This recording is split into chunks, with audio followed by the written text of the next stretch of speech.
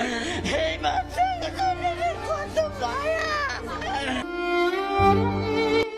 গুরুতর অসুস্থ হয়ে আইসিইউতে মৃত্যুর সঙ্গে পাঞ্জা লড়ছেন চিত্রনায়িকা তানিন শোভা। বাইরে দাঁড়িয়ে কাঁদছে তানিনের মা তাসলিমা এবং বিলাপ করতে করতে বলছে, তানিন একবার সুস্থ হয়ে গেলে আর মিডিয়ায় কাজ করতে দেব না।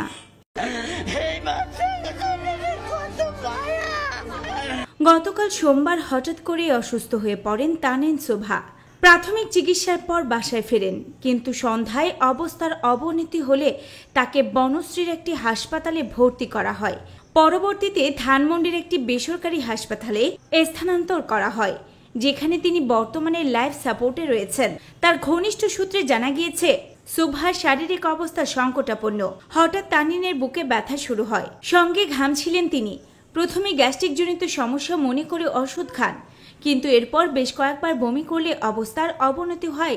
চিকিৎসকদের পরামর্শে লাইফ সাপোর্টে রাখা হয়। চিকিৎসকরা জানান, তানিনের অবস্থা বর্তমানে স্থিতিশীল নয়। আমরা সর্বোচ্চ চেষ্টা করছি তাকে সুস্থ করার জন্য। প্রসঙ্গত, তানিন শোভা বিজ্ঞাপন চিত্র দিয়ে শোবিজে নাম লেখান। এরপর অভিনয় করেন নাটক, সিনেমায়। মাটির পরী সিনেমা দিয়ে বড় পর্দায় তার অভিষেক হয়। এরপর নাম লেখান বেশ কিছু সিনেমায়। বর্তমানে এই নায়িকার বেশ কয়েকটি সিনেমা মুক্তির অপেক্ষায় রয়েছে।